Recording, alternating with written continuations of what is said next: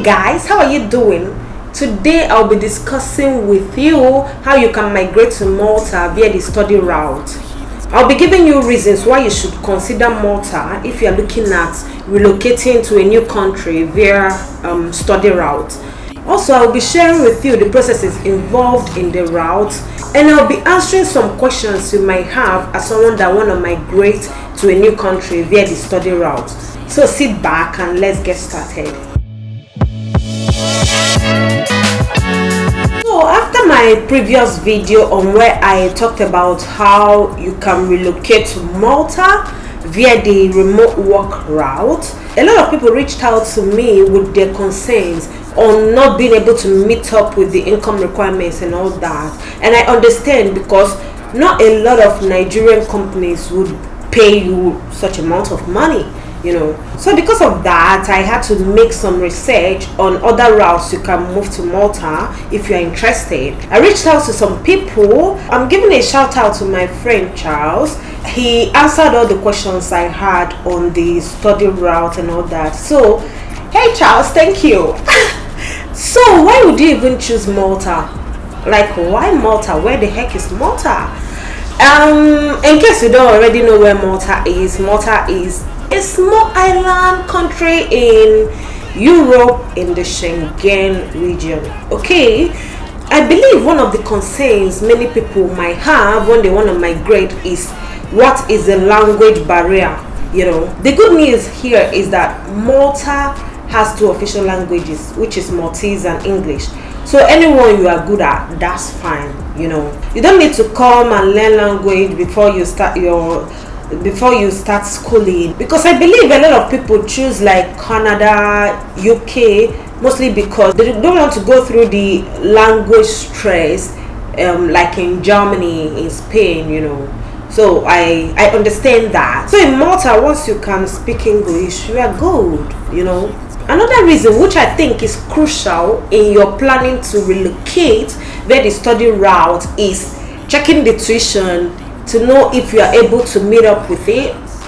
Like checking how expensive, how cheap, how affordable the school you are going to is. And I'm here to tell you that a lot of schools in Malta are cheap.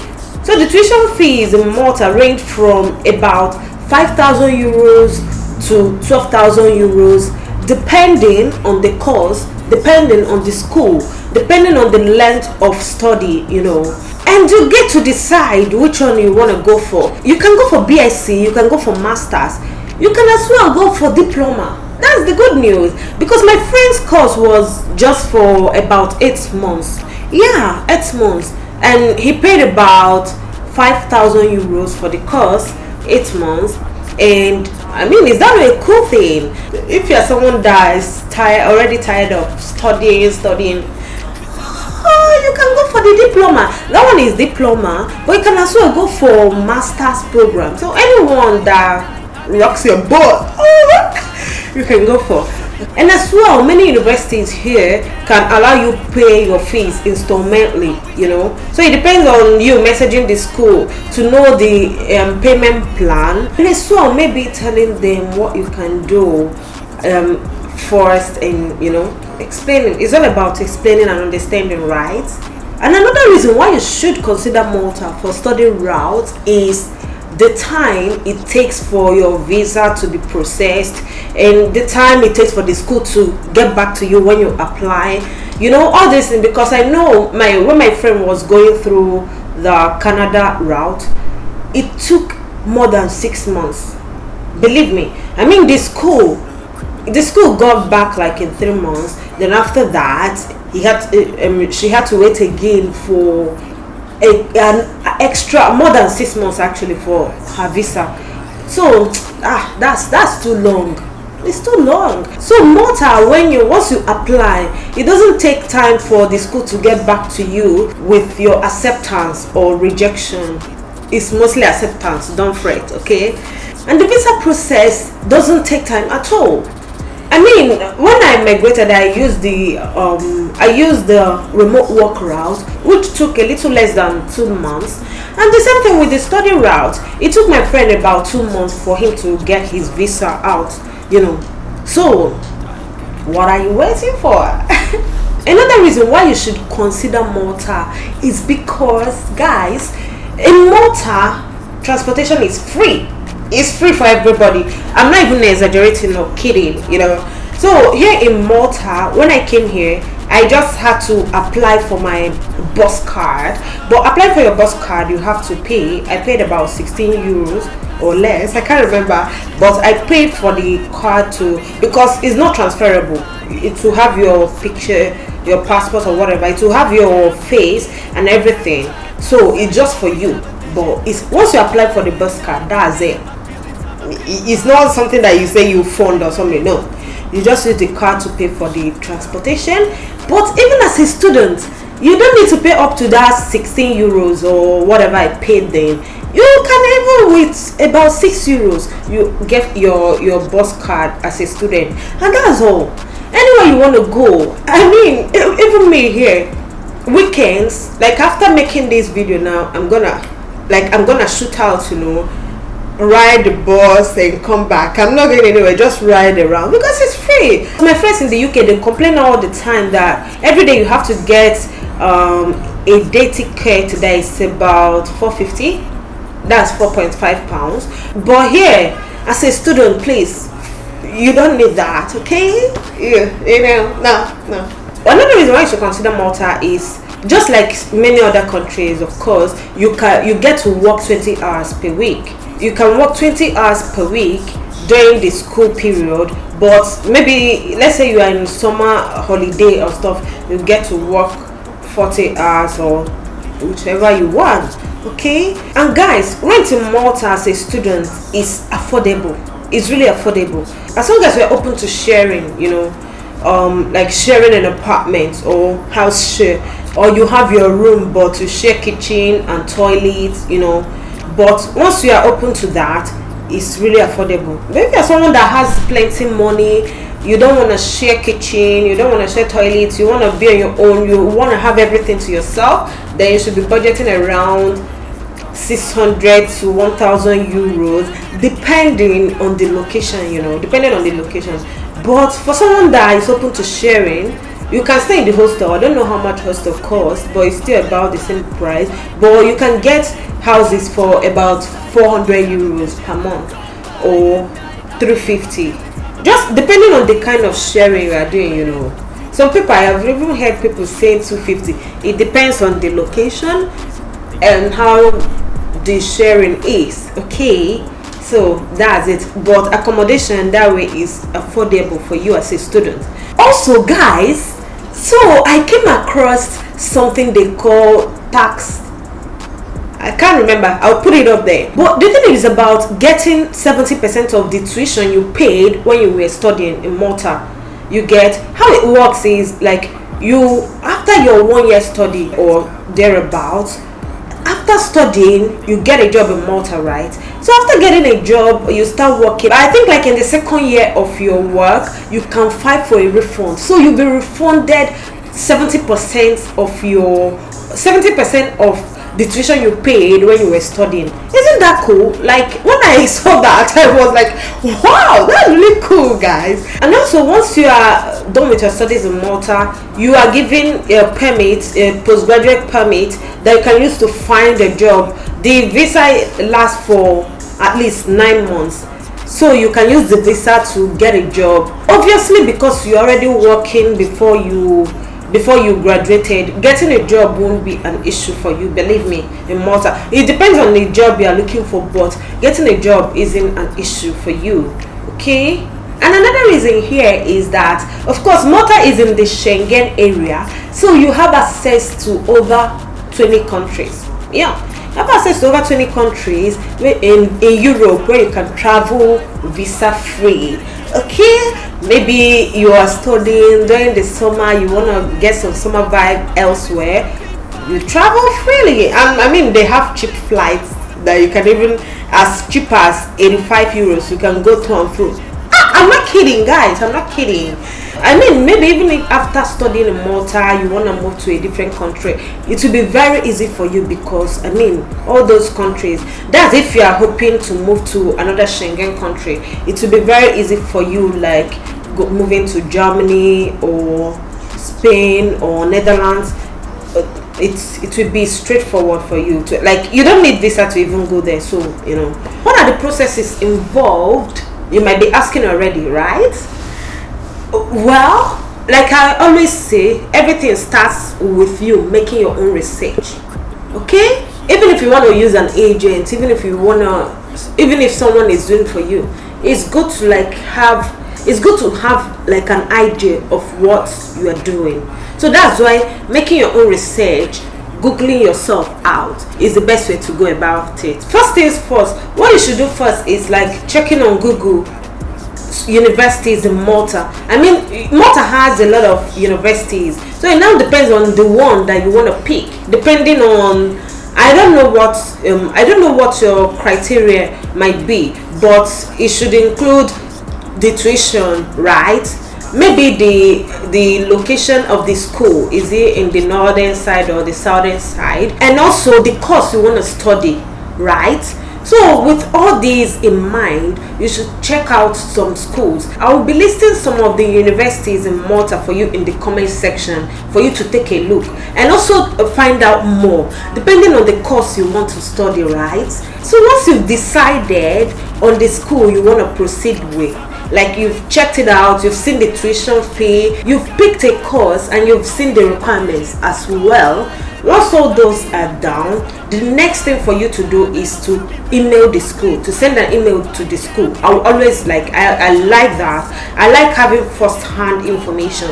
Okay, so emailing the school, they're always responsive, so they will get back to you, don't worry, with everything you need.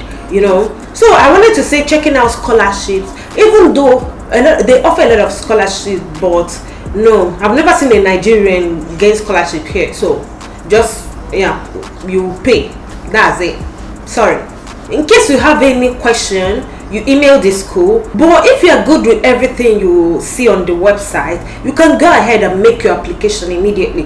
Most schools might require you to pay application fee. Why? I don't know. If I discover a school that wouldn't require application fee, I would specify it when I'm sending the links. Okay, you make your formal application. And I just want to say this, a lot of people, just like my friend, used an agent. He used an agent for the processes, and with an agent you get to pay a token, right? But for me, I'm always a solicitor of doing things yourself.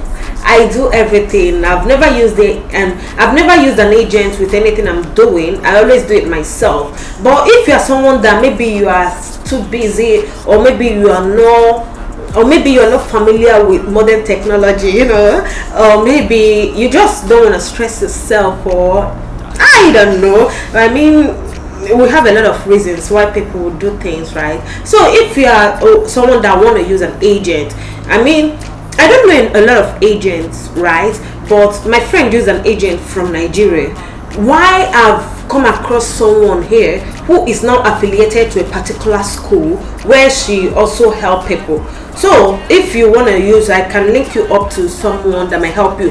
But at this point now, I'm not an agent or anything. I'm not linked to any school. I'm just telling you, sharing information with you. I'm not linked to, I can't help you. But if you ask me any question, I'm willing to help you with answering the questions you may have, the ones I can answer, of course. So bring it on. If you decide to use an agent, then you might not be too involved in the whole processes, right? But if you want to do it on your own, you can you email the school, you submit your application. Once you submit the application, the school, they don't take time getting back, so don't fret. They will get back to you fast, and as soon as they get back to you, they will get back to you like you've made it or you've not made it. But don't worry, you will get it. They will accept you, and once they've given you an offer, they will now send you the school details, the account details for you to make payments. So maybe when they send the details for you to make payments, it could be then that you now maybe ask them, what is the installment plan? I can't pay everything straight up. Please, how do you divide this for me? Yeah, you can ask them then. So they might give you a plan that would work for both of you. So you make your payment and all that, and once you've settled the payment and you've accepted your offer, That's it with the school. The school is not the one that will move your info to the immigration, to the Malta immigration, right? That's the identity Malta. So is the school will move your details there. That one is not your problem. Your own is you've accepted your offer, right? And you've paid the necessary fees. You get, the school will move it to the Identity Malta. Identity Malta would contact you, telling you that yeah, you need to apply for your visa, fill these forms, these are the requirements, right? And the reason why they are reaching out to you is because in Nigeria we do not have Maltese embassy, but in case you are from a country that have Maltese embassy, it might be different. So once the Identity Malta reaches out to you, telling you to fill the form and telling you to fill some forms and get some things together, so at that point you should already know that this, you applying for your visa and you are supposed to pay, and what you are paying is what, 300 euros. In case you've not watched my application process when I migrated, you can go and watch it, where I explained the premium visa process. But it's still the same thing here. Actually, it's still the same thing. They will email you, they will tell you the documents that you need to submit via email. So the documents would be, you fill the Schengen form, fill your details, you scan the whole pages of your international passport, and just some other documents. And they will also want to know where you will stay when you get to Malta. And when you get to Malta would be, it could be a temporal accommodation, right? It could be like you can just get like a 1 month accommodation. So after submitting all the documents they might ask you to submit, they will of course tell you they will get back to you. So once you've paid and you've submitted, so because it's a premium visa, they will send UPS to your address, to the address you provide, for them to put your passport to Malta for the visa itself. So, and mind you, a lot of people get interviewed. Some people, not everybody. So mostly the Identity Malta will book a call with you to just interview you. To, you know, they usually ask questions like, why are you choosing Malta? You know, they ask you, why are you choosing Malta? If you have like some gap in your study, they might ask you why have you decided to study after all these years apart. You tell them you like reading.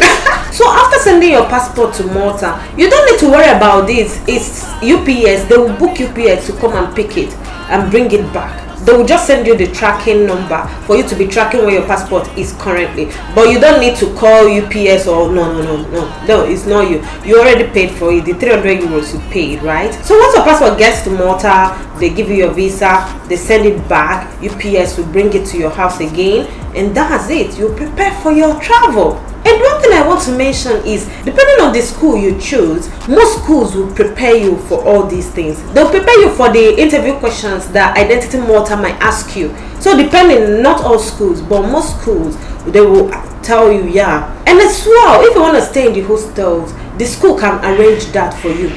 So these are all like it depends on what you want. Also depend on the school you choose. Most schools, once you're asking them, yeah, please, I need accommodation, they will tell you what they have, you know. And guys, I want to appreciate you for subscribing to my channel and helping my channel grow. And if you're watching the video and you've not subscribed, please do consider subscribing and sharing the video so that my channel would grow, and I'll keep doing nice content for you guys. Okay, so once everything is ready, your visa is ready and all those things, I believe you should have booked your flights before then, because when you book your flights, close to the date you are traveling, it's more expensive. So that's why you should have booked your flights before then. And when I was coming here, I used Qatar Airways. I used Qatar Airways because my friends that moved to the UK, they all used Qatar, and they said, yeah, they said a lot of nice things about Qatar Airways, and that was why I used it, which was not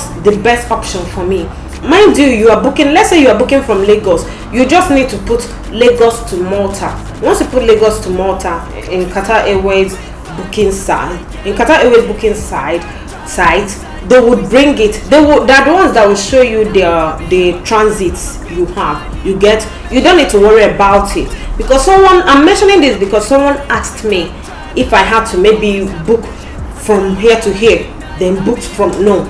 Once you book from Lagos to Malta, on the page, on the booking page, they will break the layovers you might have, but there's no direct flight from Lagos or from Nigeria to Malta. Bam. No.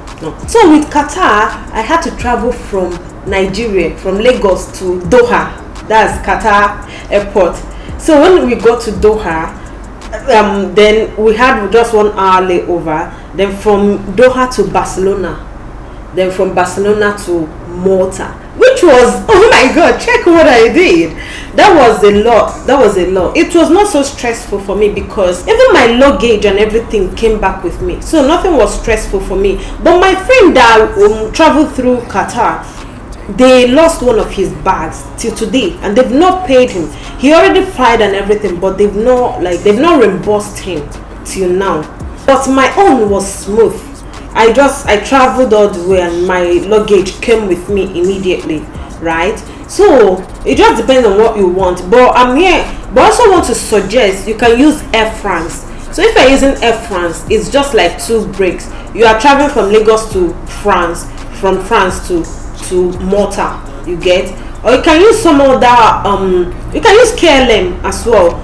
Maybe, I don't know how they do, but you can use KLM, and KLM might take you from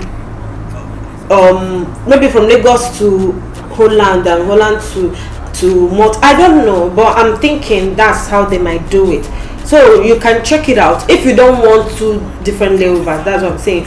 But mind you, with all these layovers in the Schengen zones, you don't need to worry, okay? You don't need to worry about anything, because even if you are landing in Amsterdam or you are landing in Germany, you don't need airport transit and transit visa, okay? It's just with that your Malta national visa that you are traveling with. That's it. You don't need any other thing.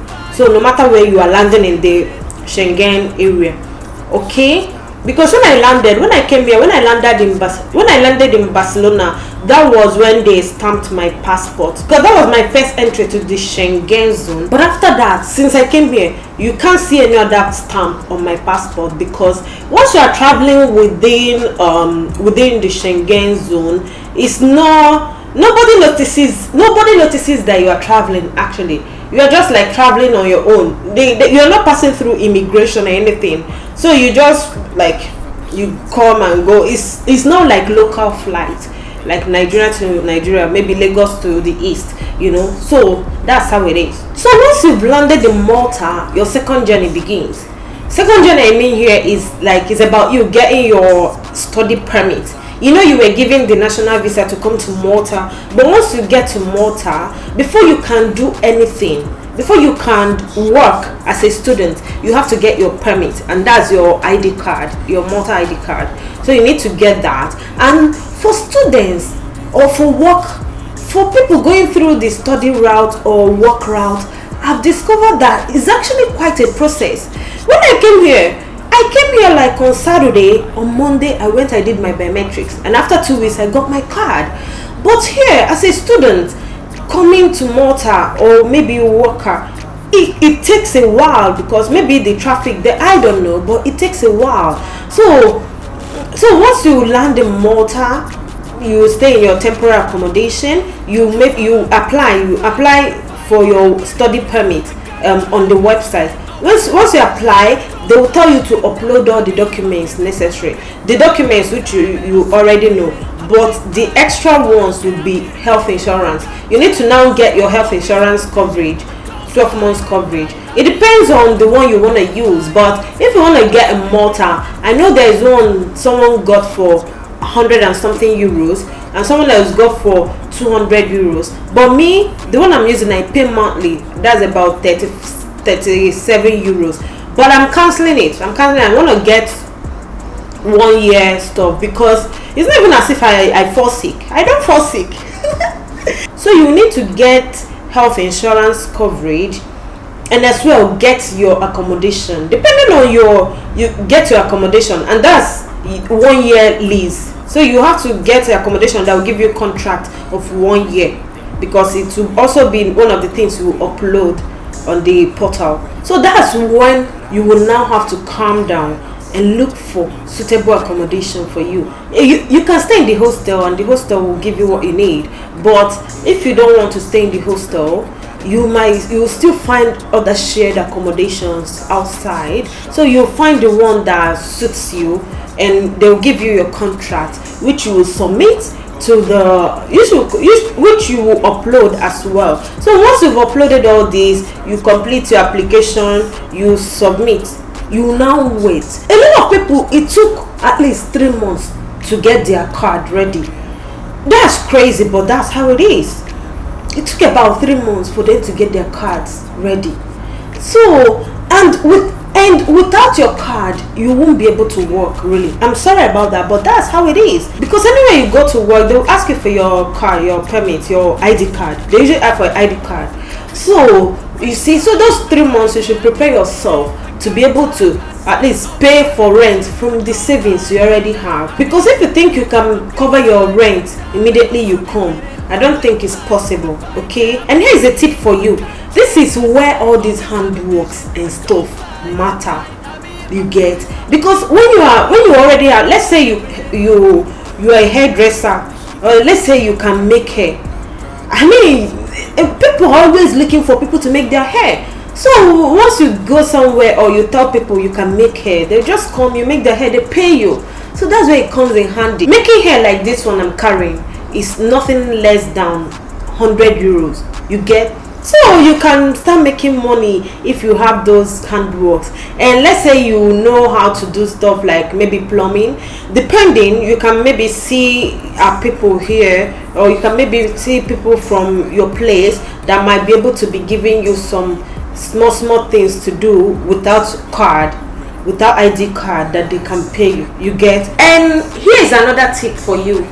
If you are coming to Malta as a student, you are coming, you want to study, after studying you want to get a job and get your work permit and all that, I would advise that you go to class, you go to class, because they use attendance in everything. Because once you're not going to class and it's exam time, they may not allow you to write your exams, and once you don't write your exams, you will not be able to graduate. And once you don't graduate, it might be difficult getting your work permit, depending, because since they saw that you studied here, they might ask you, okay, where is your certificate? You see. So you should never make the mistake of not going to classes. They take it seriously, depending on the school, of course. And one thing you should really know is that the study permit in Malta doesn't allow you to come with your family immediately. So you have to finish your studies, get your work permit, then you can do family reunion. You can't, they don't, like, when you are studying, it's usually difficult bringing your family with you immediately, unless your family migrates via a different route, maybe work permit or a different route or another study permit. So I believe I've pretty much covered what I wanted to cover for you in this video. But if you have any questions relating to this, you can ask me, so I would answer the ones I can, also send to my friend the ones I think he can answer for you. Okay, and just know that Malta is a good place to move with all the things going on, and with the UK doing all their different policies and Canada denying visas. I think Malta is a good opportunity for you to grab now, because it will open a lot of other doors for you. Just know that Malta has one of the best weathers. I'm not even kidding, like the weather here is really cool. It's so cool. So just consider everything I've mentioned in the video, and also do your research to add to it. Ask questions anywhere you find confusing, and I look forward to hearing your relocation gist.